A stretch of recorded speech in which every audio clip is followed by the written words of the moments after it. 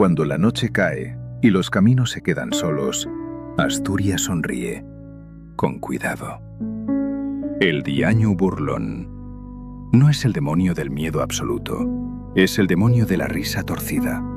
Es grosero, sátiro y burlón. Suele presentarse con distintas formas de animales, de sapo, carnero, burro, perro. Sus apariciones suelen ser nocturnas, en lugares como puentes, en cruces de caminos, en lugares donde se hacen tratos que nunca deberían hacerse. Promete riquezas, atajos imposibles, favores rápidos.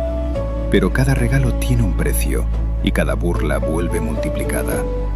El Diaño Burlón no viene a destruir, viene a probar. A quien cree ser más listo, a quien desea sin pensar, a quien confunde astucia con soberbia. Y mientras haya caminos oscuros y promesas fáciles, el Diaño Burlón seguirá esperando, sonriendo en la sombra, afilando la próxima broma. Así lo cuenta la tradición asturiana.